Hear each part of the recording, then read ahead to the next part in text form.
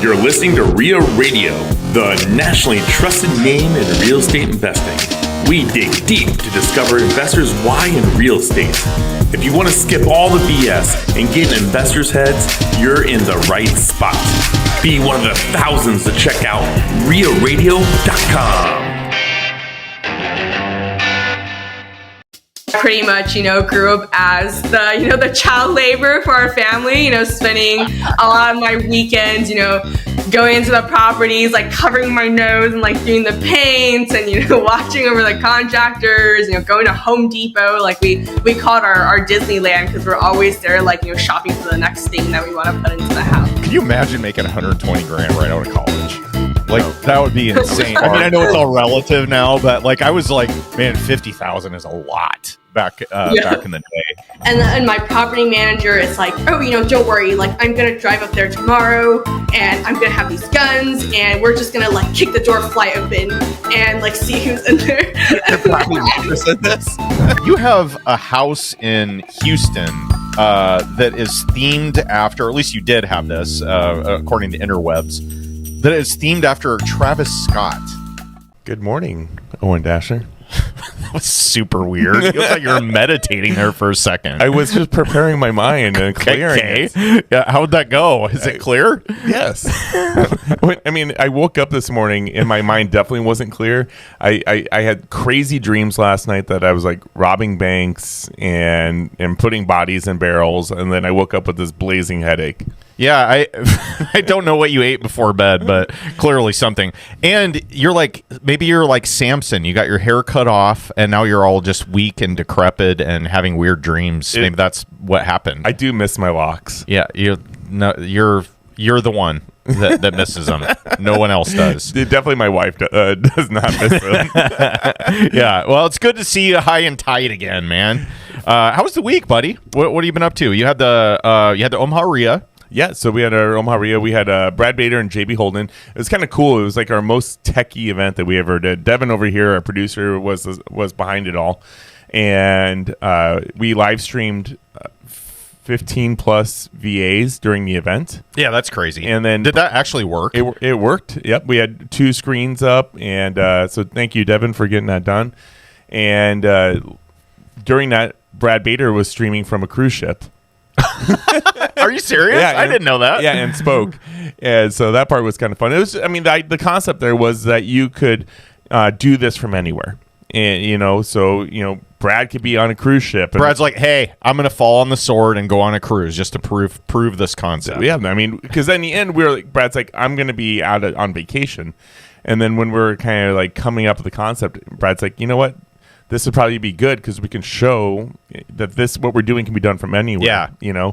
And so they had their whole VA team, and then every person that they had that was on the screens specialized in something different in the businesses, and so they each had a speaking part in the event too. Oh, that's cool.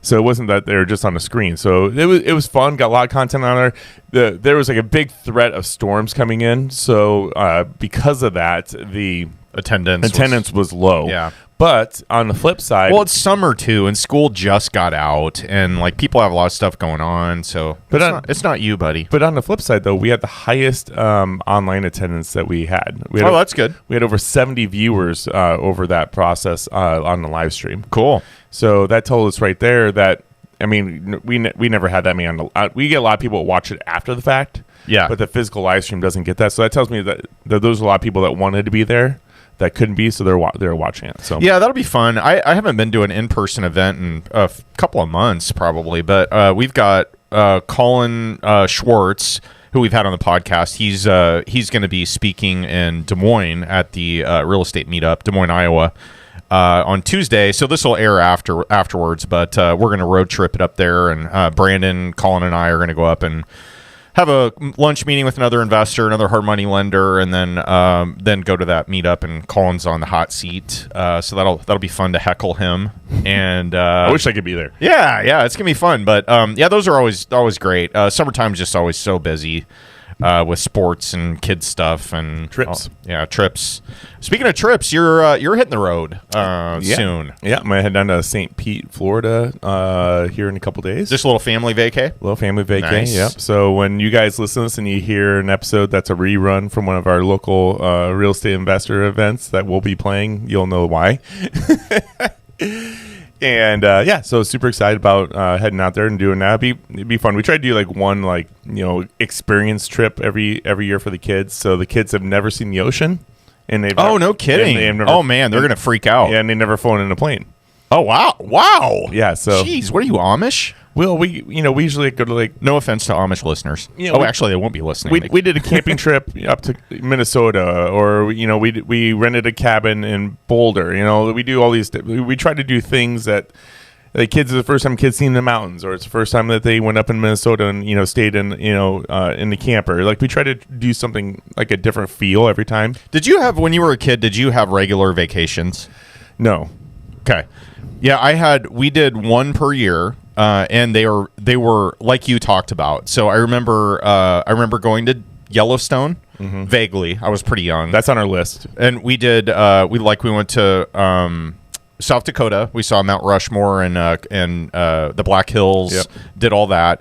Then we went to this place called the House on the Rock in Wisconsin. Isn't that crazy? It is crazy. I want to go back. I want to take the kids. I went there last year. You did? Yeah. Yeah, that is insane. That place is just like completely bananas. That was last year's family trip. We went to the Dells. Oh, fun. Yeah. We did the Dells and House on the Rock. House on the Rock is nuts. I took a ton of pictures and videos. It was really cool. My kids hated it. Oh, really? Yeah, Did it freak them out? Well, they're just parts of it, yes. Yeah. Like the doll room and all that stuff. Yeah, there's some creepy stuff there. But you walk up this house and you think it's just this little house on a cool hill. You have no idea that it just goes and goes. Yeah. Like when you're walking up, all you see is the house. They just kept adding on to it over the years. Yeah, it's built into the side of basically a cliff. It's personally one of the wildest and craziest things that I've ever seen. Yeah.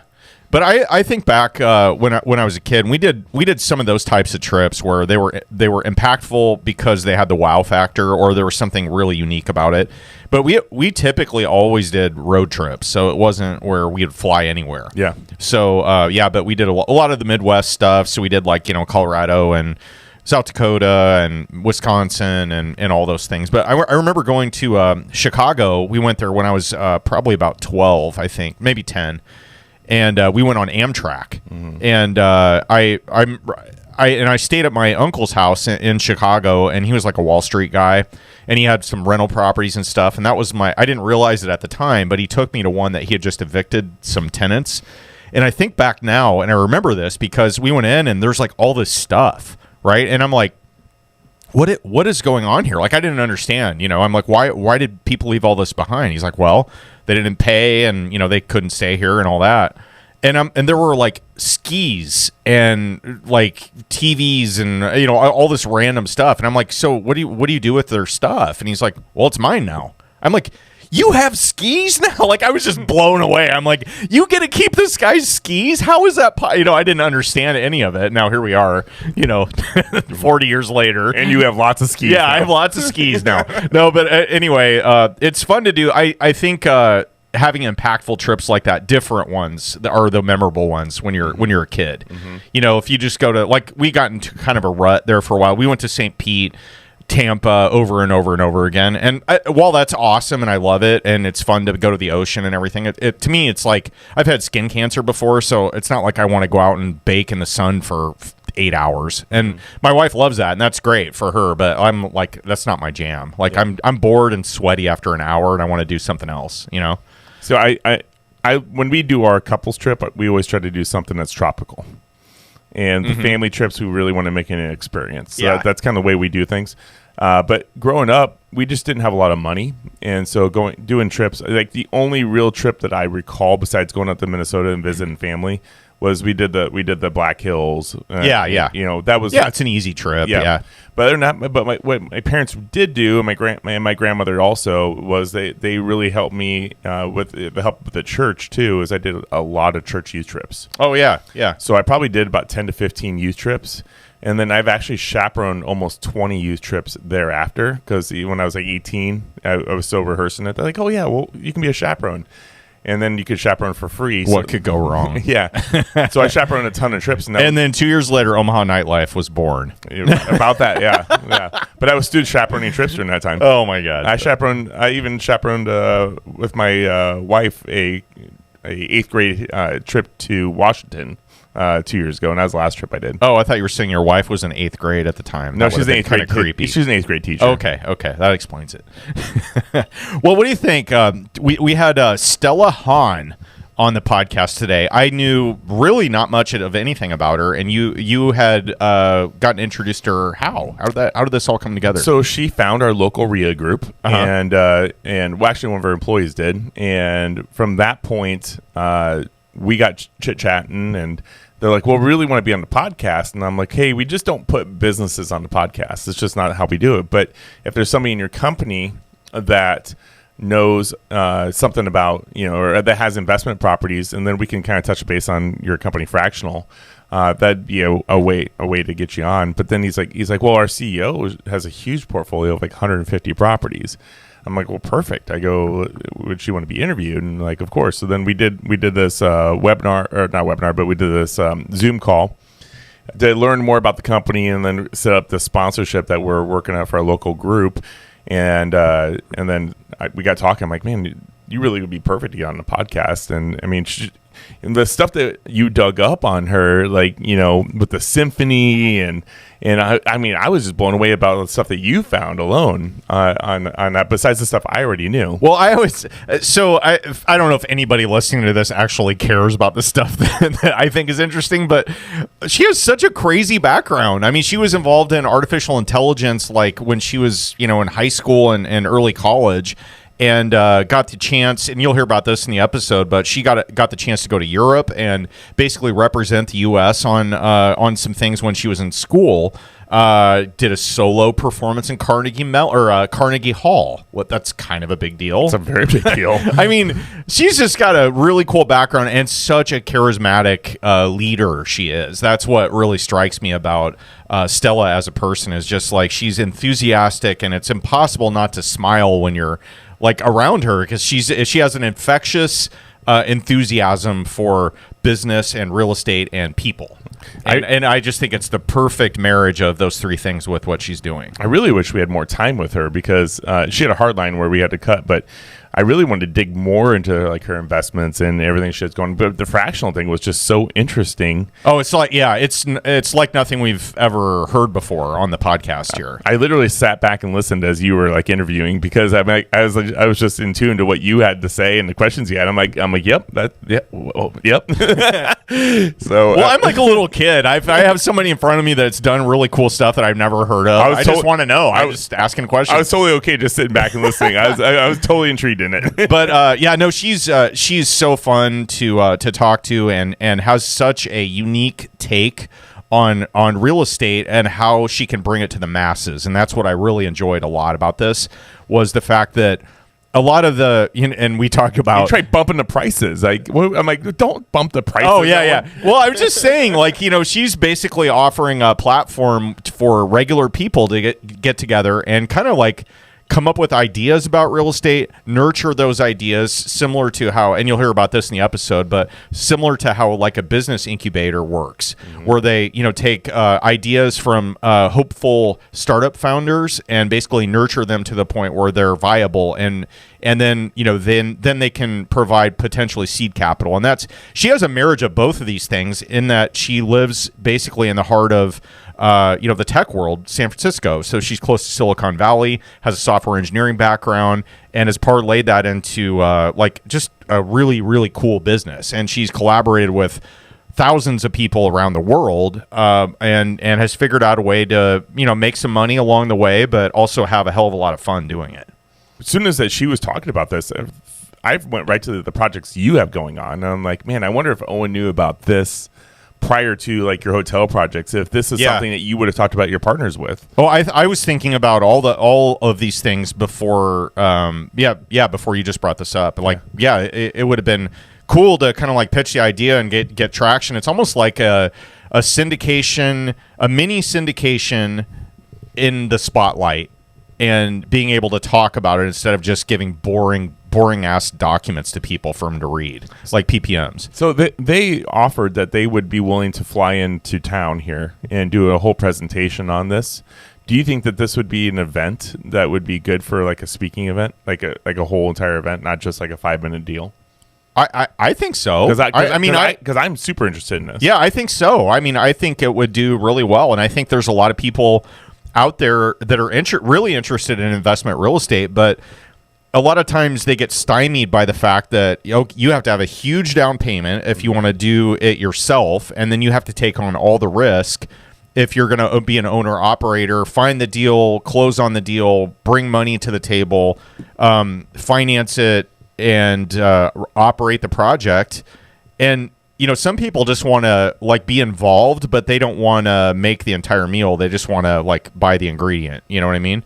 So I think having that option there where people can say, hey, I have most people can scrape together $5,000 to put into a real estate deal somehow. And that's what she's offering, is basically like, hey, here's your, you're going to have your pick of the type of asset, the operator that is going to run most of the project, but it's less like a syndication and more like a joint venture where everyone has a seat at the table instead of just a silent, like take my money type person. I would be totally down for doing something like this, but if I did it, I know that I'd probably be the lead person in this and bringing the people together, finding the property, doing a lot of the back end work. And I would have to have like the power to say, hey, this member in this group isn't doing what they promised they're going to do, or they're not being involved, or maybe they're just being super negative and bringing the group down. I would have to have the power to be able to remove somebody from the group if it came down to it. Of course, where they got compensated properly. But I would, if I had that power, then I'd probably be interested in something like this. Yeah. No, it's super cool. Is that awkward? Is that awkward to say? No, I get it. Like, control freak is coming out in you. Yeah, I get it. I get it. But no, I think just listen to this episode and you're going to get, like, this is so cool what she has done. It's unique. It's a marriage of the tech world and the real estate world, and it's genius, really. But I have kind of related to deals and putting deals together. I have a golden nugget. And this golden nugget is brought to you by JM Real Estate Capital. Hi, it's Rob, JM Real Estate Capital. We're the money guys that you need to know for all your real estate investments. Talk to us. We can do what your local bank can't or won't do. We don't have millions, we have trillions with a T to lend. 844 we close, or go online, jmrecapital.com. That's jmrecapital.com. JM Real Estate Capital, smart solutions for the real estate investor. Okay, so today's golden nugget is a lot of times you're going to hear people say underwrite on actuals. Have you ever heard that before? So basically you take, and this is more typical in the commercial real estate world as opposed to residential. So underwrite on actuals means you are going to take what the seller provides you and use that as a basis for your underwriting. So if, say, a property is really, really, really under rented, or maybe you just have a crappy person that owns it and they're running it themselves, they're way under rented, they have too many expenses, they're doing a lot of stuff wrong. The old adage is underwrite on actuals and buy at that price, and then you're going to be able to generally make it profitable by turning the business itself around, right? Mm-hmm. Reducing expenses, increasing revenue, and all that. What I'm saying is it's not actually like that, especially nowadays when you're going out and evaluating a deal. You can't underwrite on actuals, because here's what I mean by that. Let's say you wanted to go out and buy a completely 100% vacant building. Okay. Is that building worthless? No, of course not. It's a building, right? It represents value, unrealized value, untapped value.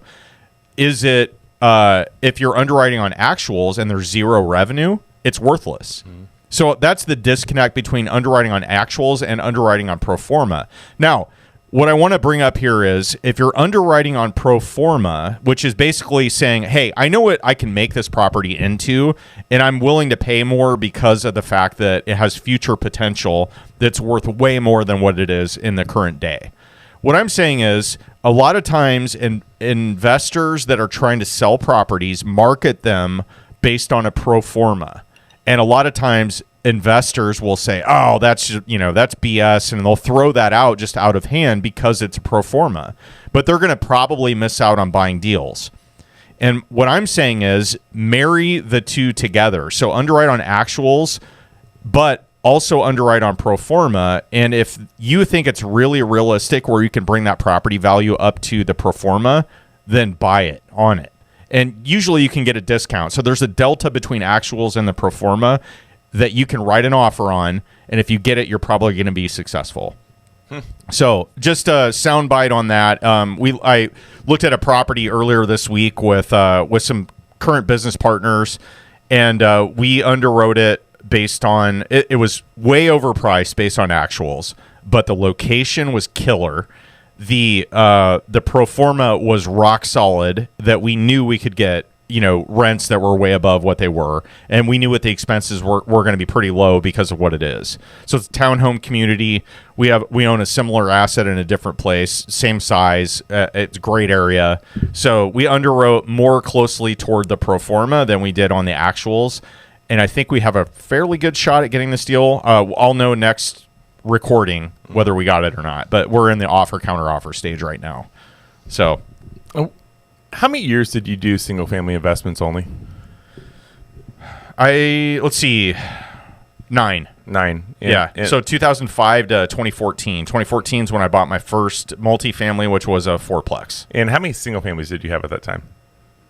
Roughly. Good question. I'm going to say 30. 30. And then at that point, you just felt like you're more comfortable enough to go to the next level. Yeah, I had a friend of mine that had been doing real estate for a long, long time, longer than me, and he owned all multifamily, like all his stuff was multi. He owned a fourplex, and it was in a part of town that I was fairly comfortable with, and he told me everything about the property. Like, here's exactly what I did to it. Here's the problem tenants. Here's the ones that are good. Here's the potential of it. 2 of the units are remodeled, 2 aren't. Here's how you operate this. And I was like, okay, like I get it. I was a little intimidated. Mm-hmm.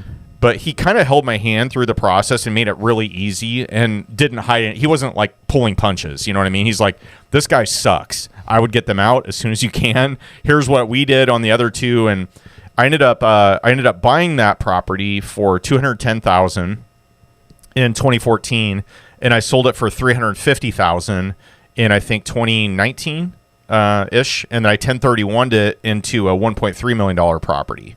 So that, and without coming any additional out of pocket. So I parlayed that very first fourplex into now a 20-unit building in a really good area that I could now 1031 into something else. So that's how I got started in multifamily. That was kind of like a fourplex, but that was your pivot moment. Like it was like this is the next step for me. And then now you're really wanting to go completely out of single family. Is that correct? I still like, you know what here's what I really like about single family. The selling aspect of it. Yes, they're disposable easily. Mm-hmm. And so if you have one, you operate it for a while, you get tired of it, doesn't perform. It like for whatever reason, there are always houses out there that just suck. Like you buy them, they make sense as a deal, you underwrite it, you're like, yes, numbers check out. And then you operate it, and then you have like a crappy tenant, and then another crappy tenant, and then another crappy tenant, or you just have drama at that property. Mm-hmm. It's the 80-20 rule. There's always some of those in your portfolio, and those are the ones I have zero problem selling. Mm-hmm. And it's nice because then, you have a tenant move out, you can do a cosmetic, rehab on it, and then turn it over, and you can sell it within 30 days. And multifamily, like especially larger, it's more involved, and you have longer due diligence periods, and you have like a smaller buyer pool, and you have more difficult financing and all those things. Yeah. So no, I don't think I'll ever get out of single family rentals, but I'm more heavy on multifamily for sure. I like having one property to worry about instead of like if you said, hey Owen, do you want 20 single families or a 20 unit property? I would 100% want the 20 unit property because you have one roof, one basement, one insurance policy, one loan, all those things. Now, would I also want single family? Of course. Yeah, I want to sprinkle those in there too, just for ease of refinancing, ease of selling them if I needed to or wanted to, and disposing of the property quickly. I'm at this like pivot point where I don't have 30 properties, but where I just really would like to sell most of my portfolio and gear into an asset that is less hands-on, because I'm so controlling, as you've already called me out on a couple times, that I need to be so involved. That's why I don't just do traditional rentals for the most part. I do short terms because I'm very hands-on. I can control how it looks. I can control every aspect of it. Yeah. But it also wears me the hell out. Yeah. There's for sure a trade-off. And so I'm wanting to like sell off my portfolio. I'll have a nice chunk of cash in hand and possibly like look for a storage unit or something that I can be less hands-on, but maybe make more money in the long run too. Yeah. So I don't know. I'm just kind of waving this, and I was just kind of wondering what the pivot point was for you, and what your outlook on it. So yeah, I think so like my portfolio, I've got single family, I've got rental portfolio there. I flip single family homes, and then I've got small multifamily, I've got mid-sized multifamily, I've got office. I've had some experience in commercial bays. We're doing a redevelopment in Ralston, Nebraska, and then a redevelopment in Branson, Missouri. So I've kind of got multiple asset classes. I don't know that I would buy an office building again if I had the same one like show itself in front of me. So that's kind of a not toxic asset, but it's something that's like it's hot. It's a hot stove right now. Multifamily has been kind of lumped into that same category loosely by some people because of the rent decreases in a lot of major metropolitan areas. There's some overbuilt. Florida, Texas, there's some problem areas. So multifamily's had some cracks, some chinks in the armor here for the last couple of years with interest rates and a lot of loans are resetting and so forth. But I think multifamily is a different asset class than office in general because there's systemic risk in office where there's not so much in multifamily. It's more of like seasonality. And seasonality, I mean like a year or 2 years, and I think it's going to be right back to where it was. Well, I'll update you as I make some decisions here soon. So yeah, perfect. Well, with that, let's get into today's podcast with Stella Han. Welcome to REIA Radio, episode 126 with Stella Han. Stella, welcome to the show. It's a pleasure. We have, I've been wanting to ask you this since I've been kind of researching your background a little bit. You are a U.S. delegate to Germany for AI for music and technology. Did I get that right? That was definitely a long time ago, back in the college days, but there was a conference forum called, the World Business Dialogue, and then at that time, they had invited just, students from all over the world, right, who had something to share, had business aspirations. And then at that time, I was representing United States as one of the students going to the conference. I was doing a ton of research around, computer music, AI and music. So that's why I was there. It was just such an eye-opener seeing some awesome people. And, even today, like, I feel like I still remember, those moments on stage, talking, meeting people from, all sorts of paths. And yeah, just a really great college experience. With you have certainly gone, and we're going to talk obviously more about your startup business and what it has to do with real estate and all that good stuff. But it seems like you've gotten more and more of the limelight, at least from a media perspective. Have you always been comfortable on stage or kind of on the hot seat with relation to telling your story? I think so. So it's actually really interesting. When I was growing up, I actually played classical violin at one time. I thought I would even become a musician. When people ask, when you were really young, what are you going to be when you grow up? Like, I think, being a violin performer, a violinist was one of the answers. So I had, grown up playing in orchestra, doing solos. Like, I just love performing. And, I think with art and performance, like, a big part of it is, storytelling, right? In any sort of form. So I think that was always something that I really enjoyed, is like, how do I, really share something really beautiful and empowering to other people? And, that went from, music to now where it's, telling about myself, my company, all sorts of journeys. So definitely that I feel like, it's been coming, in a different format before, but yeah, now it's about real estate. Now it's about business building. So excited for that.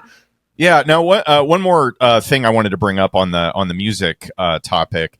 You went to Carnegie Mellon and you studied software engineering, which I would imagine probably kind of plays into where you're at now with relation to your startup and how technology and real estate are married together. What was it like performing in Carnegie Hall as a solo performer? I'm dying to know this. So you were playing violin and you got asked to play at Carnegie Hall. Is that right? Maybe tell a quick story there. Yeah, another back in the day story. So that was, when the violinist stream was still running really high, I did play competitively and won an international competition. And, all of the winners were invited to do a solo at Carnegie Hall. So that's why I was there. It was, intimidating, overwhelming, but also so thrilling and exciting at the same time. It's just one of those, like when you're on stage, there's all that, like you're kind of internally like drumming up and then you're finally there and, you're kind of like blinded by the spotlight that's on you too. And then, you give the show and you just like feel so like you feel everything, it's like everything is happening all at once. So that was just, a lot, but it just makes you feel so rewarded. And it really just brings you, I feel like, to a next, level, just like emotionally as well. And then, the music to computer science arc is actually very interesting to me as well. So my parents, they are actually, software engineers by trade. And, just seeing how they were working, I feel like part of me loved the idea of, actually building something that's like tangible, that is usable by, people every day. And that was, an itch that I felt like playing violin didn't quite satisfy. And, when you study computer science and software engineering, it's like, you literally can have any idea and then, tomorrow go build it and you have a product that's usable, right? So that's where, I really wanted to do that. So I thought about, what's my unique advantage to getting into computer science and software engineering? I think that is just that overall framework is something that I always question myself. It's like, what is my unique advantage at doing this? And to me, it was like, well, I love music. I've been playing violin, my whole life. Is there something that is, basically a cross collaboration between music and computer science where I know I can deliver value right away when it comes to music. I'm obviously still learning when it comes to computer science back then, right? So that was, essentially my entry point, right? Where I wanted to deliver value and I felt like I had a unique advantage right away. And then with that, I was able to also pick up a lot of the software engineering, the computer science, and then, segued that into, Carnegie Mellon, studying computer science, software engineering then. And then that really just opened my eyes to everything, right? Like I decided, as I was building myself up in the software engineering realm, I found more opportunities just with entrepreneurship, working at a startup, things like that. So that's, really kind of where, one kind of jumping point led to another. And, here I am in prop tech and fintech and, really just tying a lot of things together. How did real estate as a sector come into, like, how did it come into your world? Why are you even involved in a real estate related business? Yeah, so really starts from my parents. So they, were software engineers for their day job, but, on this side, this is their passion project essentially, but they've been flipping houses in the Bay Area for the past decade. So I pretty much, grew up as the child labor for our family, spending a lot of my weekends, going into the properties, like covering my nose and like doing the paints and, watching over the contractors, going to Home Depot. Like we call it our Disneyland because we're always there, like, shopping for the next thing that we want to put into the house. But, it was truly their American dream, right? And I feel like I saw them, define their own destiny in terms of, really seeing their plan and what they wanted, become reality, right? Every step of the way. And there is just something about that is so motivational that, I just felt like it left such a, big seed in me in terms of how I thought about my personal finances, where I knew that, I wanted to get into real estate investing and have that be a core part of my portfolio, and even just live through that emotional joy of really, laying like one brick at a time and seeing, something really come, together. Right. So that was, I think, that first plant. And, once I started working, I was working at a financial tech company called Affirm. It was a startup back then. We were building a buy now, pay later system as well. And, I was thinking, wow, I'm getting my first paycheck. Like, how do I invest in real estate? I want to build my own portfolio, right? But obviously, Bay Area is pretty much impossible to invest in, especially, for a new grad at that time. I was, lurking around on Bigger Pockets and everything, and everyone's talking about, out of state investing. I was like, wow, like that sounds so exciting. How does that work? Didn't want to, put $100,000 into something and not have it work out. I didn't even have $100,000 in the first place. And then I was like, I don't know Atlanta. I don't know Texas. Like, how does all this work? And, was feeling really overwhelmed, and luckily, found some really great partners. One of my teammates at Affirm, who is actually now my co-founder, we also pulled our capital together and started investing together. So really that was a huge turning point for me just in my, real estate investing journey. Was like, wow, if I found some really great people who were, willing to split the load with me in, pretty much all the ways possible, right? Like, one, financially, pull our capital together so I don't have to come up with everything myself. And then two, like get the mentorship, actually learn how real estate goes by investing and doing it instead of, reading 100 blog articles. Like, that's really how I got started from 0 to 1. And then, 1 to 4, 4 to 10, and, just keep growing from there. And, basically that whole experience was like that lightning bulb moment where I was like, wow, getting into real estate and building up, it's truly game changing and such a no brainer when you have partners to do it with you. How can we, create an environment where we make this path, much more accessible for everyone else? And, hence why I'm building Fractional today. How did now you mentioned that one of your coworkers at Affirm ended up being your one of your co-founders with Fractional. Did you guys have to like sneak off to the break room and talk about your ideas, and then people come in, you're like, oh shh, here's Susie. So anyway, this weekend, it was pretty lame. You're just acting all clandestine with your business plans. How'd that look? And maybe if you could describe the process of, you had the idea of marrying, technology and real estate. You had a soon-to-be co-founder, and he was like, "Yeah, I like what you're cooking over here.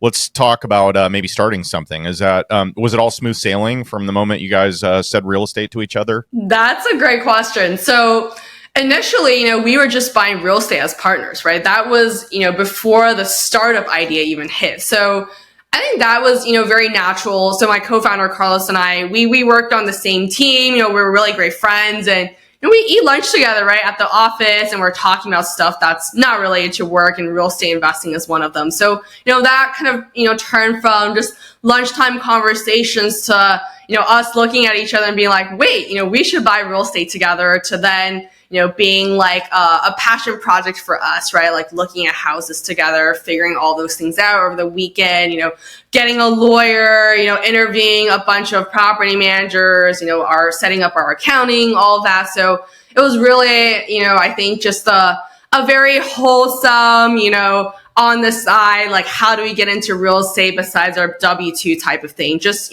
for the real estate side. And then, once we started having our project going, we got a ton of, coworkers, friends, just people in our network being like, oh, wait, like, how are you guys doing that? That's so obvious. Like, people told us they talked with their college housemates about, buying real estate together, or their friends, or, people in their network, right? And that's when we started hearing more and more about how so many people, resonated with what we were doing, wanted us to help them. And then it was like, wait, it sounds like there's a demand for this, right? Like, why don't we build a product where, we can actually provide and solve for this, right? Like we had a lot of the pain points when it comes to actually the admin, the legal side, right? Is there a way we can streamline it? Because it really just sounded like people wanted to partner with each other, but, didn't want to deal with having to do all this paperwork or things going wrong. They don't even know where to find a lawyer or a bookkeeper and just setting all this up, right?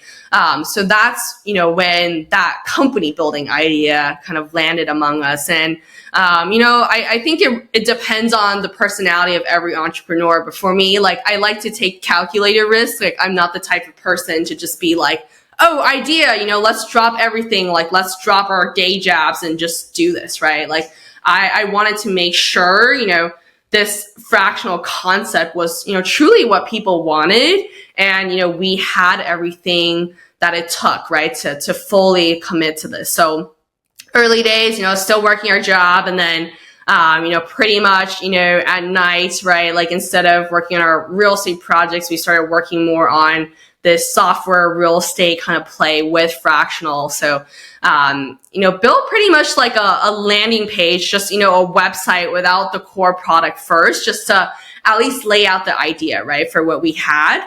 And then ended up posting it across this website called Blind, which is like kind of like anonymous platform where people are, gossiping about, how much total compensation they're making or, what's the tea that's going on with the company and whatnot. But, we saw it as like, hey, busy professionals that, obviously care about their financial well-being. Like that is our target demographic, right? So do these people care about this concept that we're making? So we sent, this website as pretty much like a wait list, just explaining our ideas, and posted it on Blind, and actually, got 2,000 people to say like, yes, like sign me up for the wait list, right? So that was like the bingo moment where it's like, okay, people want this, right? Like now we have proof that people want this. What do we need to do next to truly make ourselves feel comfortable?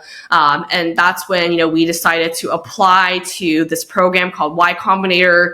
They're, the biggest accelerator for startups, pretty much like Airbnb, DoorDash, right? Like all those really great companies, they all came out of Airbnb or all came out of Y Combinator as just an idea back then. So, we thought, hey, if we can really plug ourselves into, the, best in class, accelerator where we're going to get the support, where, we're going to have mentors who are going to, be there to help us make it work. Like that's all we need to really feel solid, where it's like, okay, we've proved the idea. We're going to have the support. Let's make it happen. So the moment, we got accepted into Y Combinator, that's when, we were ready to be like, all right, let's quit our jobs. Let's do this.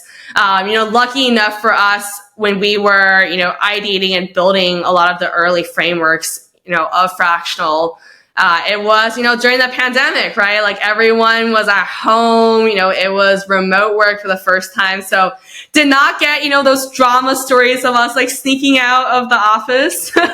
We were just, in front of our computers, switching from one Zoom to another. So I think that, worked really well for us, right? Like, I think we converted a downtime for, a lot of folks into a lot of uptime and a lot of building for us. Now, so this is really interesting to me. You found it sounds like an online forum. I've never heard of Blind. Is it similar to like a Reddit, maybe on a smaller scale, but more narrow in its breadth?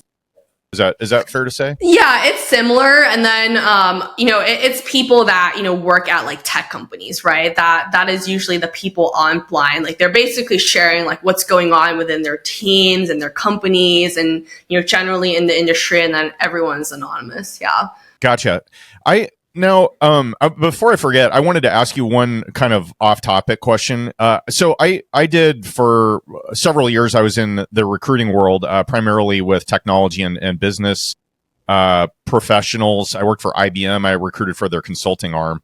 So I kind of kept the pulse on what going rates for salaries and so forth were in technology and consulting. It's been a long time, so I haven't done this for a while. What's a kid coming out of college with a computer science degree and they're going to go to Silicon Valley for their first job? What does a new hire make in Silicon Valley nowadays? Yeah, I mean, it really depends on, where you join. If you go to, back then it was called Fane until, Facebook became Meta, right? But if you, go to one of those big companies, like you're obviously going to be paid a lot more. The stock options you get is actually real money, right? Because they're public, right? They're out there on the market. But for me, wanted to take a little bit of a risk. I joined a firm, which, was a startup, and, it was a rocket ship startup, right? So again, kind of calculated risk. But that is, you are not getting paid as much. It's still, quite a lot, right? It was, I was getting paid around $120K, right out of college annual, but I think a ton just, relative to everyone, but, not as much as, compared to working at a Facebook or a Google. And then, but, you really just count on, one, the work that you're doing is a lot more interesting and you get a lot more ownership to actually, make things happen. And then two, really, bank on the fact that, you're part of something that's going to make it big. And, luckily for a firm, we did have an exit, which is what everyone looks for when they're at a startup. So, overall, right, like I think Silicon Valley software engineering in general, like it is, very much, I think, rainbows compared to a lot of other industries. So that's why I think, if you're here, like make it count, right? Like build something that people want. I remember like, could you imagine making 120 grand right out of college? Like No. that would be insane. I mean, I know it's all relative now, but like I was like, man, 50,000 is a lot back back in the day when we were coming out of school. That was also a long time ago for us. A long time ago. But no, that's so super cool. What could you maybe just give us the 30-second elevator pitch on what is Fractional? I mean, you've kind of described it, but like if you're going to tell somebody about this that has really not much of an idea, what is it? Yeah, well, Fractional is the place for motivated investors to be able to, collaborate and, eventually co-invest and co-own real estate together. So it's very, community driven. We host a lot of different communities, different REIAs as an example. It could be people who share, the same profession, like healthcare professionals in real estate, right? So really communities where you can find like-minded, ambitious investors who, share a similar investment strategy, are in the same area, same stage in life that, want to build wealth and get into real estate together. And, the moment they want to invest in something, Fractional comes in and we pretty much streamline all of the administrative and operational logistics. So, taking care of the LLC, the legal agreements, banking, taxes, bookkeeping, K1s, all of that. So really a one-stop shop experience for people to partner up and joint venture when it comes to real estate investing. Now, when you look at, I'm sorry, did you have something, Ted? I just want to know how many users you currently have. Thousands of users. We've, started the company back in January of 2021. So we've been around for, around 3.5 years, and, we've helped thousands of investors actually co-invest in over $300 million in property value together. So that is, definitely what keeps me going every day is like, wow, like we're getting people from 0 to 1 and then, from 1 to 100, right? Like I think, teaming up is a great way to scale as well. So just seeing that transformation, it's almost like graduation, right? Like we're helping real estate investors graduate, from going to, seeing them take their baby steps, right? Going to elementary school and then, seeing them go to college, right? Like that's like that 100 unit mark, right? So that transformation, I think, is just so empowering for us to see and that growth that people are getting through the community and the platform. Now, are you seeing trends where the investors are going into certain areas of the country? Are you seeing more like East Coast, West Coast, Midwest? What kind of trends are you seeing with the investors and where they're going? Yeah, absolutely. Definitely trends at every single point. So, market wise, I would definitely say, most investors on Fractional, they care about cash flow, right? Like at the very minimum, they do not want to be cash flow negative, right? Like nobody wants to be forking money every month with a group of people. So cash flow neutral is pretty much a minimum requirement. Most people want some sort of cash flow. So with that being said, you're pretty much looking at like Sunbelt, Midwest. Those are definitely the more popular markets. And then in terms of investment strategy, like, we definitely see trends as well. I would say, when Fractional just started out, everything was, it was, pretty nice to be for a real estate investor, right? Like you had, the lowest interest rates ever during the pandemic. Single family homes were really popular. Short-term rentals was another thing that was just super hot, right? Like everybody wanted to buy an Airbnb. And then if you look at now, right, it's like interest rates are really high. If you're going to do that with a single family home, it's a lot harder. So we're seeing, multifamily be a thing. Creative financing has been super, super popular that everybody wants to learn. And it makes sense, right? Like you want to combat that 7, 8, 9% interest rates. Like, how are you going to make that work? So we're seeing people, want to learn. And that's why we're doing a lot of education around like, what's seller financing? What's subject to? Like, how do you apply all of that on the day-to-day with deals? So I think that's part of the fun, right? It's like real estate is always changing because of the market. Like, even for someone that has experience, it's constant learning. Like I did not know what, creative financing was until, I got hit in the face with it because of the market, right? So I have to keep growing as an investor too. So yeah, it's a constant evolution for sure. And that's why, when you have a community, it's like you can lean on each other and, figure these things out. And, that's what makes the challenges more enjoyable as well. Would you categorize Fractional? Does it fall into the category of crowdfunding? Is that the same thing as maybe, other competitors in the space or similar products? I personally, yeah, that is such a good question. I personally do not categorize Fractional as crowdfunding, because of a few things. So one, we are, I like the aspect of joint venture, that framework a lot more than crowdfunding, because with Fractional, it's really about a community of people who want to work with each other to make something happen, right? Like it is, I think, very warm. It's very active. It's very inspirational and motivational, right? It's actually people who care, that want to make things happen, and they're doing it with other people with that same mindset, right?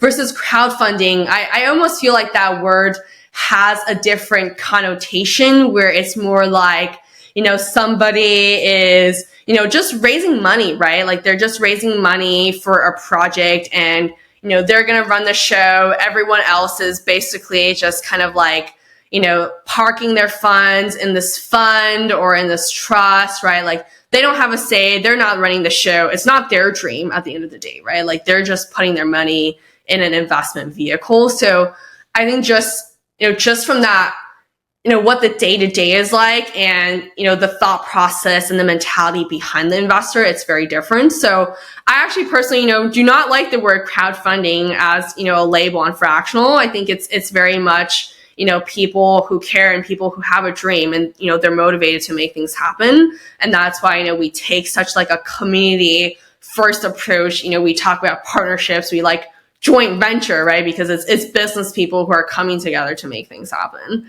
No, so the concept is you have, and correct me if I'm wrong here, but I believe if you're just a person who's interested in investing in real estate, they find Fractional, they like the vibe, and they decide they want to put some money into it.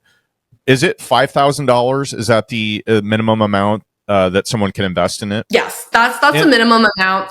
So on the day-to-day, how things work on the platform is pretty much every week, we have multiple, what we like to call deal dives. So this is pretty much like the space where, any investor with any idea, like it could be something that's extremely flushed out where, you've done all the analysis, right? Like you're pitching people your vision to just like, hey, I'm interested in multifamily in Arkansas. Like, how do I think about that, right? So this is what we call a deal dive where, someone with an idea, they come on, they pretty much tell the community like what they've got, right? And, that is just a really immersive experience for other people in the community to know, like, who is this person as an investor? Are they someone that I align with? Do I see, myself working with them to, if they actually had a property that they flushed out, right? Like, what did this person consider when they were doing market research?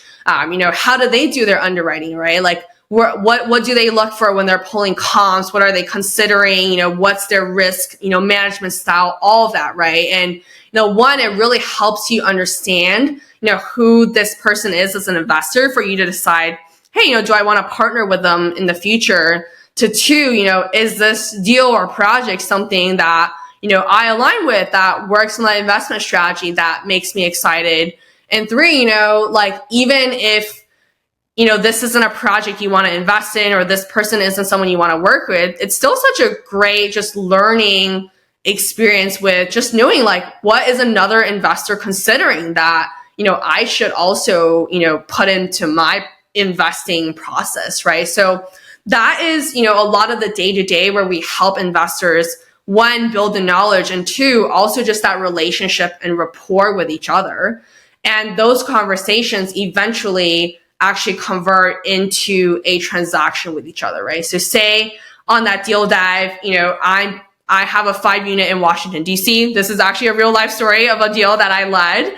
And we flushed it out, right? A lot of people brought a lot of really great points that I actually never considered. And, eventually after, I think it was 3 calls, we landed at something that everyone felt really good about. And we're like, okay, let's make an offer. Let's actually try to get this together as a team. And then from there, the minimum investment is $5,000, right? People can put that, they can put more as well. And then once we get, the group together and once we go under contract, then, Fractional comes in, we do all the LLC, the taxes and whatnot that, I talked about earlier. So that's really kind of the beginning to end process of how do you go from an idea to, actually landing a property and then getting that entire business partnership together to, actually invest, buy, and run that project afterwards. I really so on the deal dive, it sounds like that was more of almost a video, kind of a presentation. Is that right? So you're like, hi, I'm Stella. I've got this project in Washington, D.C. It's a 5-unit. I like this location because XYZ, low crime, great schools. This is undervalued because, the rents are low and they haven't been raised. I think we have an opportunity to buy it at whatever, $400,000. We're looking to raise 20% or 25% or 30% down or whatever that number is. So we want $100,000. And here's the numbers on it. Is that kind of the gist of it? So you go through your quick pitch on it, and then people have a chance to kind of pick it apart or throw different ideas or methods of operating it. Maybe they say, hey, I think you're missing an opportunity here because this area is great for Airbnbs. And you're like, man, I never thought of that. And then you underwrite it that way too. Is that kind of where I guess the vein of this? Yes, exactly. So, it could also be a little bit less flushed out as well. So, we'll just take my DC deal as an example, right? So when I first talked about it with people, I had, my kind of market research flushed out, but I'm also not a DC local, right? I'm just sharing what I know, but there were actually people who were from the area that, were able to kind of give me more information, right? I shared, hey, this is why I'm interested in DC. This is what I found out from my research. If anyone else has anything to add that's valuable, speak up, right? Help me, help all of us. And I got a lot of pretty good notes from that too. And then while we were actually I had Google Maps screen shared, and we were just we had that little human person dropped in on that spot to actually see the images of the area. And we were doing that on Zoom Live. And one person goes, wait, it says on the map, that building is the DC Affordable Housing Authority. And then all of us, you could just see on the Zoom, we were like, wait, what if we turn this 5-unit into an affordable housing unit? That sounds like a great de-risker, right? Because the government essentially, responsible for the rent, right? How would that work? So I'm like, wow, I did not think about that before this call. I'm so glad we noticed this, right? So then I'm like, okay, I love that idea. I'm going to write it down and I'm going to underwrite it with, what it would look like with affordable housing. Let me do some research on the government website. So then call 2, right? It's now I have a lot more data just from the first call. I've polished my underwriting because of this affordable housing idea.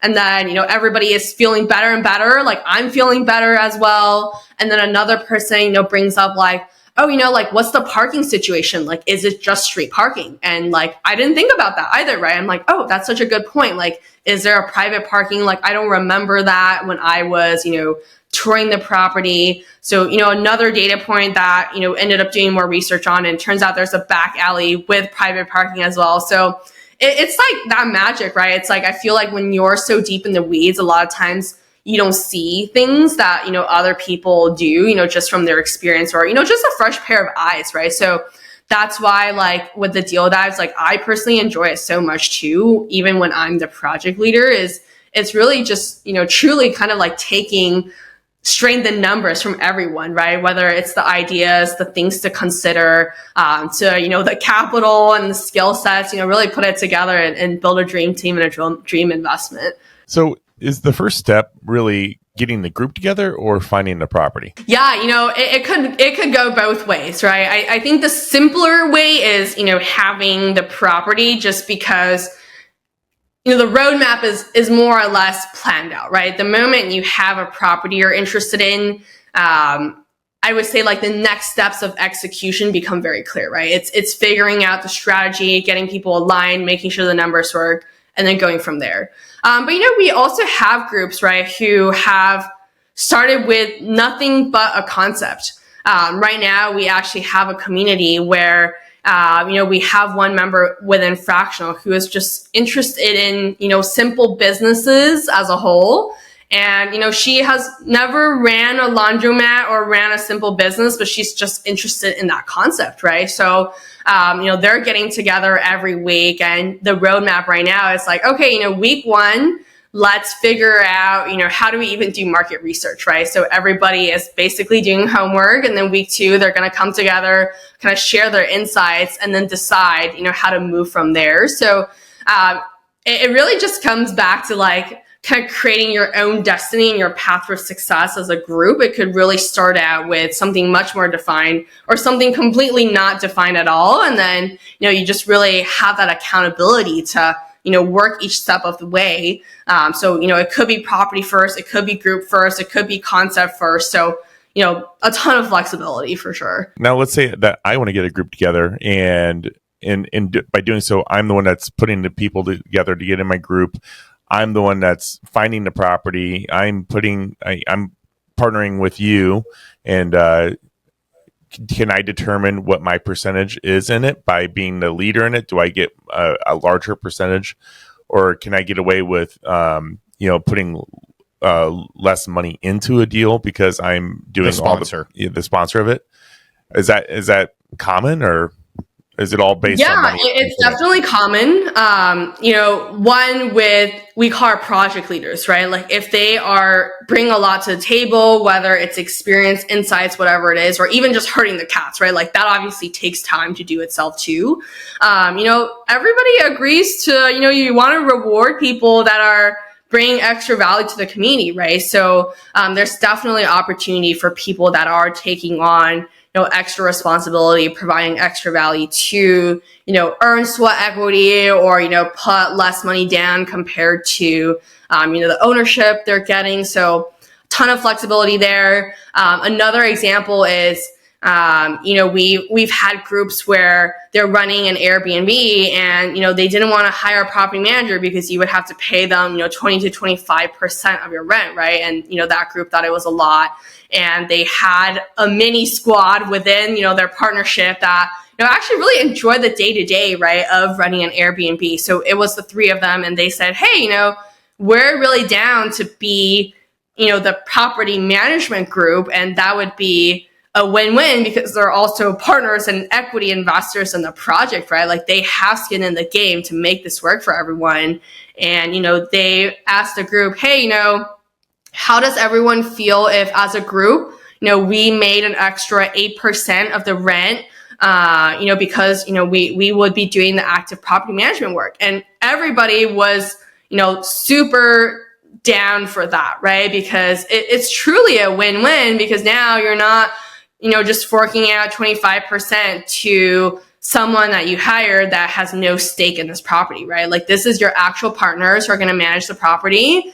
And, they're charging less than 25. They're only making 8%, but they're going to put in all the hard work because they also have an equity position in the project. So there's a ton of structure that, can be put in place that, makes it work out for everyone, where, everyone is incentivized to make the, project and investment be successful. I love the fact that it's almost like, I know you hate the word crowdfunding, but it's almost like crowdfunding with personality and more transparency, because it seems to me like if I wanted to get involved in an investment, and what you said before, I think is true. Like, I won't name some of the other, crowdfunding platforms out there, but it seems like you look at it, you get an offering memorandum, an OM, and you get to review it, and that's about it. And you decide if you want to invest in it based on the data that you see. But I like your take on this, which is you actually get people involved earlier than that when there's not a fully baked offering, and you say, hey, here's the concept, or here's some ideas we have, here's the people involved, here's what I'm all about. And that way it's every bit as important who the operator is as it is the asset itself, right? You want to know if like, and trust what you're seeing from their pitch or their kind of ideas that they're bringing to the table. I love the concept. It's fantastic. But I am curious. I'm more, I guess, personally more familiar with the syndication world. So 506C syndications, where you're pooling investor money, you're putting it into an asset or assets. And if you're running the show, you're more of a GP or general partner or a sponsor in the deal. How is this different than a lower entry point syndication? Is it the same, or what are the nuances there maybe? Yeah, that's a great question. I actually think, the primary difference actually comes from what you just brought up. It's that, pooling together of superpowers, right? Like, that dynamic makes this truly a joint venture rather than, a syndication or a fund, right? Like, not only are people splitting the capital and coming in with smaller check sizes, but you're splitting the responsibility. And, we like to say, everybody has a superpower that they're bringing to the table. And it's that sharing of, what are you bringing to your team that truly makes this a partnership rather than, a GP that's just fundraising. And then that GP is basically running that entire project, right? So, starting from, start to finish, you can have someone like me, like I say, my superpower is underwriting, right? And deal sourcing. Like, that's what I want to focus on. That's what I'm going to bring to my team. But, if we were running a short-term rental, like, I would really not like to do the property management. Like, I don't enjoy asset management as much, right? So I want teammates that are going to work with me that love doing that, right? So that's an example of, not only are you splitting the capital, but, you're building a team with, partners with complementary skill sets to make the things happen. And then, we also have, other groups that run with, what they like to call an on-call rotation. So, you might have like a team of 10, right, that invest in something together. And, what they do is every quarter they have 2 people that are on call. So those 2 people are, responsible for dealing with the property manager, looking over the P&L, seeing, what's room for improvement, or, do we approve this bid or not, right? So they handle the day-to-day. And then once that quarter is, nearing its end, then another 2 people step up and they become the on-call, right? So you kind of transition that to another group. So even with that framework, right, it's not just the same person that, is running the thing. It's like the whole group is still involved in this capacity, whether it's, each person has their own responsibility, or, it's different people stepping up at a time to make the, the group work. So it's still really, I think at the end of the day, it comes down to that active involvement and people caring and, people wanting to actually make this happen by, controlling their own destiny of the project rather than, just giving the money to someone else to, hopefully make things happen. Yeah, I love that. That's a great description. It sounds like it truly is a JV. I know you had mentioned that several times along the way here, and I was wondering in my head, like, JVs, typically you have to have all the people participating be participating. They can't just be like, here's my check, let me know when this is kicking off money, right? Like it is in a syndication. So when you're putting this together, is it project by project? And I know you mentioned that your group, with Fractional, helps paper this deal. So they'll put an LLC together based on the project and all the people involved. And that's when you establish roles and responsibilities, I would assume. So you put together a brand new operating agreement every single time with each offering. Is that right? Yes, exactly. So even from the deal dive, people, especially, the person who has the project, right? Like they will be pretty upfront about what they think they're good at and, what they're looking for with other partners, right? And sometimes people just look for other people who are passionate and just have a lot of grit, right? Like I think that's another superpower that doesn't get talked about as much as like, honestly, if you're here and down to do things and help out, like that's enough for me. So up front, it's already pretty transparent, like what kind of partners are being needed. And then from there, once the group is actually finalized and Fractional and our legal team, we actually come in and, we build a customized operating agreement based off of, how this group wants to do their deal together, how are they going to make decisions, pretty much sort out and be extremely candid about the good, bad, and ugly, right? Like everybody needs to be on the same page. It's also just, I think, extremely important to just talk about what happens if things goes wrong up front, right? Like when people know that could come up and they have a really good, path forward to navigate those, I think that just makes all the conversations much smoother down the line where, you're pretty much ready for anything and, the law of the land for how your group is going to come up with those decisions together. So that's a big part that, Fractional plays in is really that, alignment setting and then baking that into the actual legal agreement that everyone signs. I know earlier you mentioned you worked for the company, and it started with a Y. I can't remember what it was, but it was basically more or less a business incubator. Yeah. It almost sounds like this is an incubator for real estate projects. Like you're bringing together all the players, nurturing the deal, putting the framework around it, having the tough conversations, kind of steering people along the path to make it a successful deal. What can you maybe talk about? Like, how does Fractional make money? Like, what do you guys charge to put a deal together? Does it vary depending on what it is? Maybe can you talk us through like how that works? Yeah, absolutely. And also I love how you got the incubator. That's like how I know we're on the same wavelength, because that is actually a big part of the inspiration for why, we created one of our communities called Accelerate. It's literally for people who are super ambitious and want to do real estate investing. And our goal is to help them partner and invest in their first deal within 90 days. So that's, the incubator concept right there. So I love how you got that. But back to the pricing, the fee question. So we have two sets of fees, and one, it is absolutely free to join. Like anybody can join a community for free. You can, meet other people, right? See what's going on in the community. Community is free to join. We don't make money until a group actually transacts and invests in a deal together. So when that happens, we have an upfront fee where we charge between 2 to 3.5% of the property's purchase price.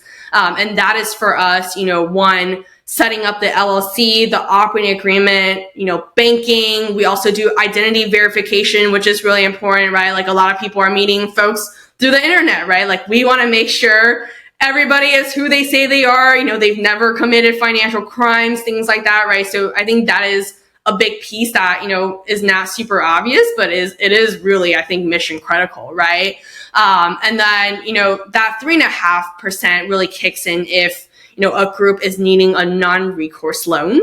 So that is actually a pretty special value add that, we provide where, sometimes a group, they might not have a person who is willing to be the personal guarantor, for a loan for the entire group. Then we do have this option for non-recourse, which is pretty game changing. It's pretty unusual in the industry where, pretty much, nobody is personally on the hook for the loan, right? And I think that makes the dynamic a lot easier for a group of people working together as well. But obviously to provide that, our company is assuming a higher level of risk, which is why, that 3.5% kicks in just as a higher level in the pricing. So upfront, 2 to 3.5%.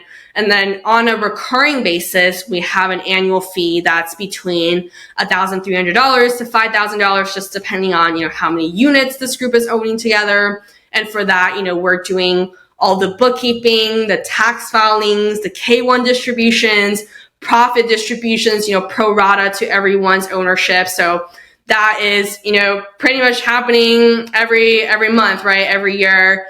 And, you don't have to hire your own bookkeeper, your own CPA, or deal with this mess yourself, right? Like we're taking care of that. So that's part of the I don't think you're charging enough, honestly. Like, this all sounds very reasonable to me to not do those things that you're talking about. So, Owen's been beating his head on these topics lately on a couple of his projects. Hey, I know we're getting toward the back part of the show here, but I did want to ask you now, being that you came from a business incubation background, software engineering background. You found and decided that real estate was a passion project for you.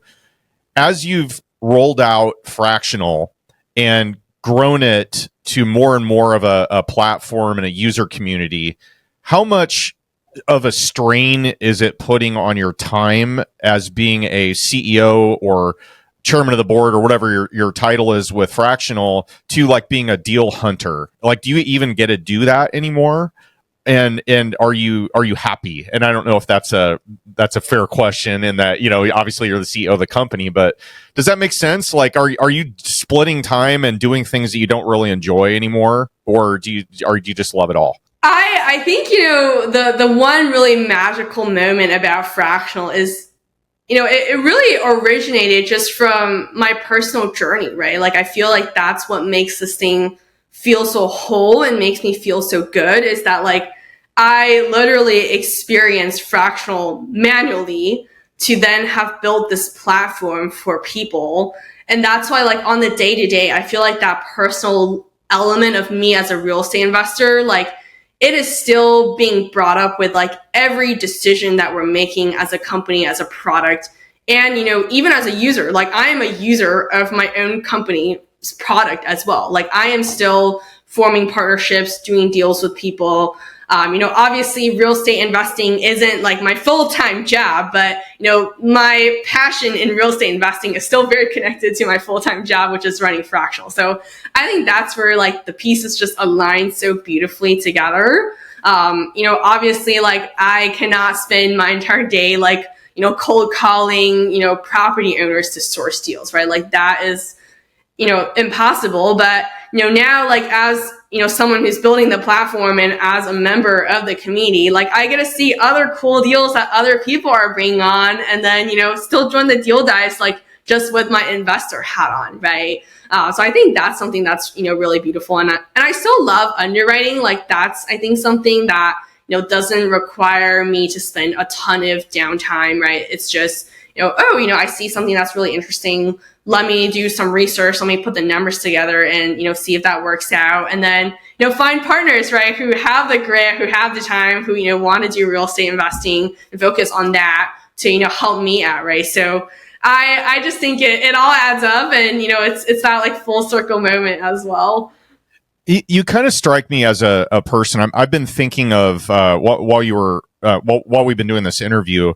There's people that really struggle with delegation a lot, and people that are more control freaks. And I think probably Ted and I can fall into that category where you really enjoy certain aspects of things, and I think whether it's explicit or implicit, you think nobody can do this as good as or as well as I can, and therefore and I enjoy this part of it. So if I give that away, then I'm no longer going to get to do the one couple of things that I really enjoy about being in this business. It seems like you've really leaned into delegating, and you've been able to, it's kind of like go forth and prosper with your community. And they have now that's led to them bringing deals into the fold, and you get to say, hey, my people, you put together this deal. This is so cool. And I get to watch you do it. It's almost like raising children. as opposed to trying to slug it out on your own, as a single adult or whatever. I know I'm mixing a lot of analogies here, but I just think it's really cool when you have a business that starts thriving as a startup, because as you know, obviously being in Silicon Valley or around that area, there's a ton of failures that come out, that try to make it and don't, especially what did they say? 90% of all businesses fail in the first 5 years, and then another 90% the next 5. I don't know, something like that. We'll call it a fact. But I think the ones that really hit their stride and have early adoption from customers that kind of are fans in a way are those that really get joy out of delegation and the fruits of that coming back to them in the form of, people just having success and you enabling it through your platform. I just think it's cool. It's just an observation, but I can tell you're so passionate and enthusiastic about this. It's no wonder that this has been successful. And you did answer my question about splitting your kind of your interests and trying to make the business work, but you enjoying both aspects of it, I think, is really cool. And the delegation part sounds like you got that figured out. So kudos.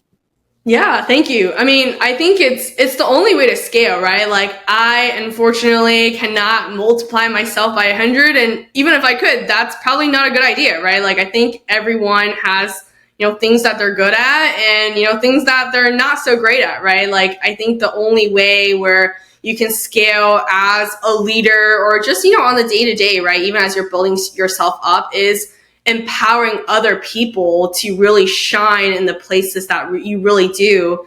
And then it's like, how do you put the pieces together to, get that like 1 + 1 is greater than 2 effect, right? Like, I really think with anything, like, you need a team of, really great people that, know how to grow as a team and know how to scale themselves. And that's how you get the multiplier effect. So I really, try to take that and, roll with that for, pretty much anything that I'm doing, whether it's running the company, running, my personal real estate ventures.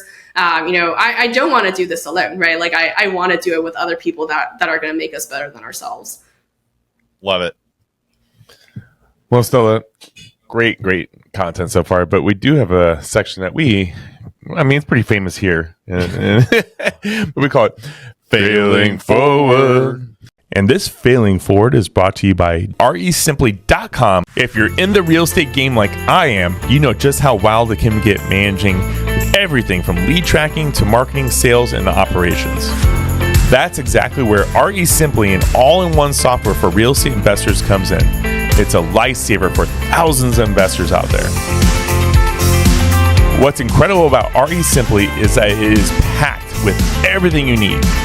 List stacking, driving for dollars, automated drip campaigns, a cold call calling dialer, complete phone system, email management, speed to lead, buyer management, a comprehensive task system, accounting features, and much more. It's like a powerhouse software crafted just for us in the real estate world, eliminating the need for juggling multiple subscriptions and integrations. So check out REsimply if you want to streamline your investing business and start closing more deals. Sign up through REsimply.com/Hartman. That's RESIMPLI.com/HARTMAN. And you'll snag 50% off of your first month. Plus, they're going to throw in a 14-day trial, so don't miss out and give it a look. And this is a section that we would like to ask you. Is there a learning lesson that you've had, preferably a fail in your business or a personal life? Could be your even your investments that you had a learning lesson that came out of it. Yeah, I think, there's definitely been a big shift in my mindset that's come from, a lot of things, like whether it's, personal real estate investing, business building, is not being so stuck on the decision making. Like, I think, before I was always very nervous about, making the wrong move. And then that would end up, resulting me doing more research, just like thinking about things so much where it becomes overthinking and it's just not effective. And, sometimes like pulling the trigger is really just the move you need to make to get, that critical data to then, make your next move. Like, I felt that as a real estate investor where, I was getting a lot of, analysis paralysis to, even business building, right? Like I'm still learning a lot of things, for the first time, right? This is the first startup that I'm running myself. And, I think a big shift in my mindset is just that, I look at decisions a little bit differently now where I think about, how reversible is this decision if I did it and it didn't work out? And that makes me realize like a lot of things are actually like not that big of a deal. Like I could do it, and if it doesn't work out, like I can easily pivot into something else, or I can like turn that back. And the moment when I realized that's the case, then I asked myself like, okay, then just do it, right? Like there's the harm becomes a lot smaller, where if you really, took that step, then you would just figure out so much more just because you took that step.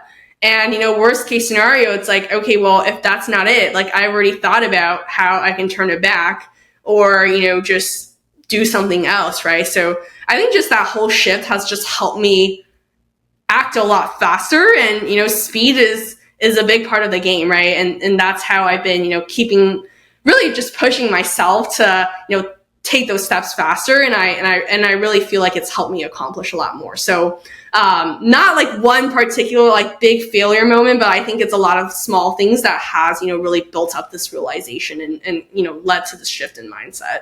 Love it.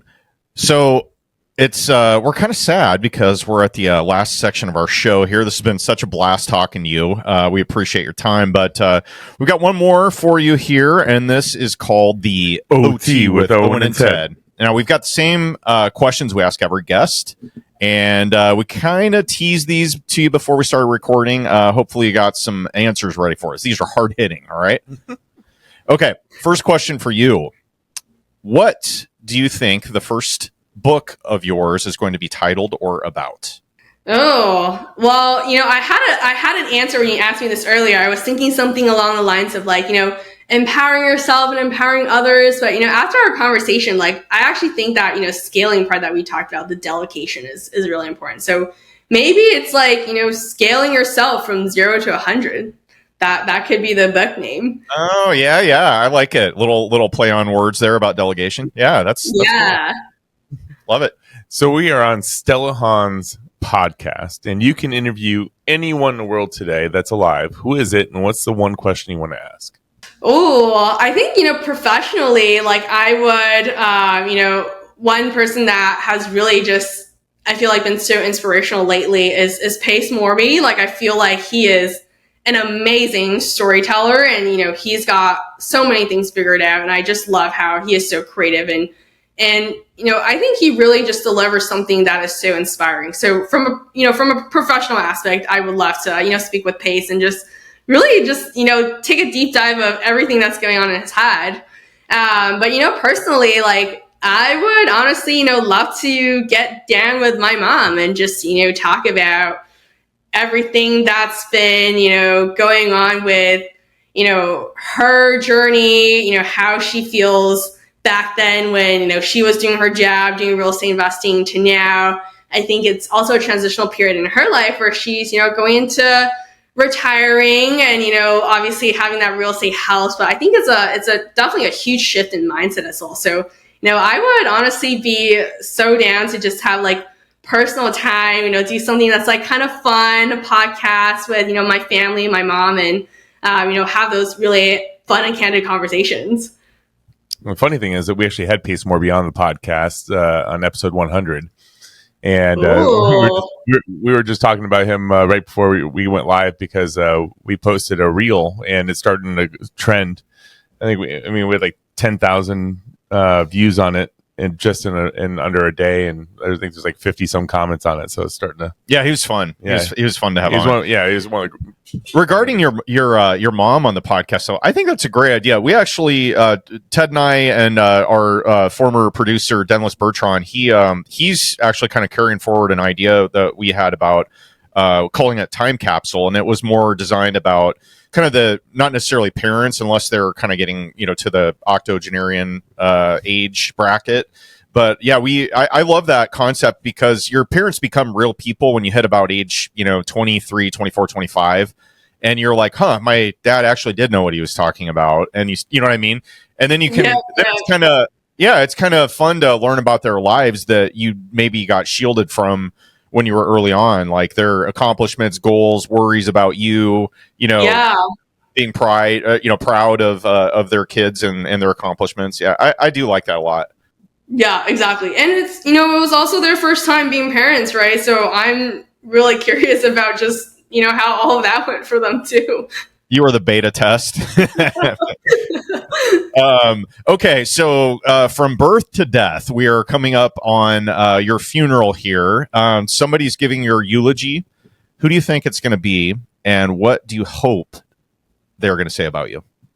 Well, I hope it's my, either my significant other or my children or, just family in general. I think, I'm definitely a family first person and care a lot about that. And in terms of what I would like them or just people in general to say about me, like I am extremely impact driven and, hopefully by then I've left, some sort of footprint in the world. And, I want to be remembered for that. That's why I'm building Fractional, and, why I care so much is like, I really want to make a difference. So yeah, would love to be remembered for that.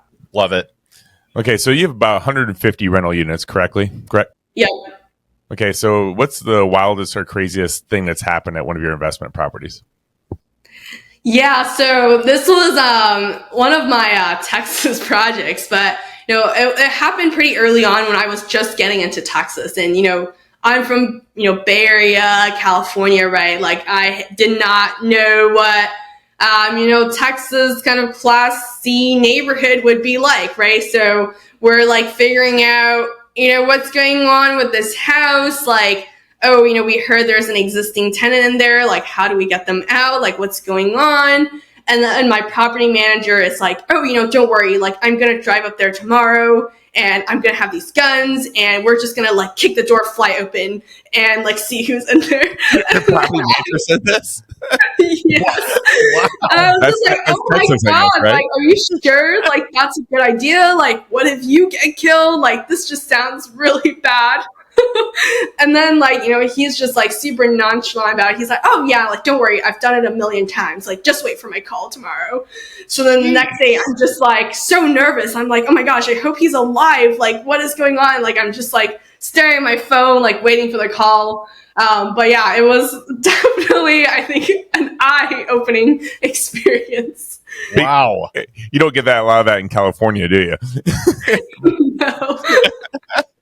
Man, that is funny. Hey, I have to, this is off script a little bit here, but you have a house in Houston that is themed after, or at least you did have this, according to interwebs, that is themed after Travis Scott. Care to explain? Yes, that is true. This was my first short-term rental project.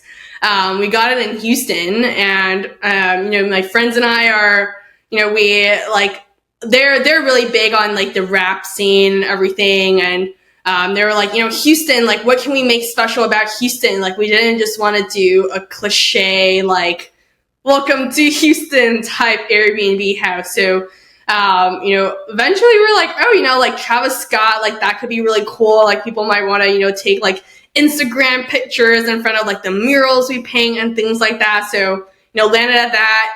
I'm not the artist. Like creative, drawing, painting is not my superpower. So, I let my partners do that. And, now it's always like a really fun project that I like to talk about because it's so not me. It's so not the typical me, but, only happens when you work with really cool people that, don't think like you. That is cool. Yeah, no, I like it. I love themed Airbnbs. It just makes it more like kitschy and fun. And like, I think people really enjoy them. So it rents well then? Yeah, it does. It does. Because I hate to admit, I don't know who Travis Scott is. He's a rapper. He's Okay. Isn't he dating or married to Kylie Jenner? I don't know if it's Kylie or another one of the Kardashians or the Jenners, but yeah. But yeah, he actually owns a $14 million home in Houston. Oh, So he's doing okay. It'd be really cool if he rented your property. Just Yeah, I know. That's why I was like, wouldn't it be hilarious if like we tagged him in it or whatever, and he came and stayed at your house and took pictures? I know, that would be so good. Yeah, just him in front of his own mural at our house. All right, listeners, let's make this happen. Okay, anybody out there that can hook us up with Travis Scott, let's do this. There's somebody out there who knows him. Okay, all right. Last question for you, Stella. What are you excited about for your business or life right now? And is there anything that somebody catching this episode might be able to help you with or connect you with? Yeah, I mean, for us, 2024 it's all about growth, right? Like, I feel like we've really spent the last few years proving out that, fractional works, making things perfect, having the whole flow down, where now we're ready for, the mic drops, bringing this out there and, really bringing this new form of ownership for more people. So, that's why, I'm super excited to work with, the REIAs and you guys, and, we're going out to more and more communities and building this out there. So, my only ask is, for everyone to get on the platform, especially if you're listening to this podcast, right? Like, join the REIA community on Fractional. And, if you are a part of any communities that, want to build wealth, want to learn, collaborate together, we love to host you on Fractional. So yeah, let me know my contact information. You can find me on Instagram, on Facebook. Email is just stella@fractional.app, super simple. So I'm all ears for more collaboration and more communities on Fractional. Isn't your Instagram handle Hella Stella? Yes. Nice. Hella Stella. That's hella cool. So at Hella Stella with an H on the end of the Stella. So check her out on Instagram. She's on the socials. Got several YouTube style interviews on podcasts out there. Just some good info. But this has been an absolute pleasure having you on the podcast today. We thank you so much for your time. What a fun story. We're wishing you all the best in your success with Fractional and moving forward here with your real estate exploits. And so thank you. Thanks for having me. This is an absolute blast. And thank you so much for your involvement with the group. And if you're listening to this and you want to learn more about Stella, we have a upcoming webinar that we're going to have probably within about a week of this being released. Jump on omahareia.com. You can find out our upcoming webinar that we have with Fractional and how you can get more involved and get involved with the funding side of this and get your group together. But so thank you so much. And thanks for supporting us. That's super awesome. And I really wanted to dig a little bit more into your portfolio, but Fractional is just so awesome that we just really dug into that the whole time. So, but thank you again. We'll save as a teaser for the webinar. We can dig into that in the webinar. We will. And with that, Owen Dashner, we see us out. On behalf of REIA Radio, Devin Holcomb, and Ted Kosh, I'm Owen Dashner, and you've been listening to Stella, Home Depot is my Disneyland. Han, signing off. How dare you? Not crowdfunding. Sorry, radio edit. Yeah. He said the C word. Yeah, sorry about that. I can redo that. Oh my gosh, I love you guys. You guys are so fun. It was a lot of fun.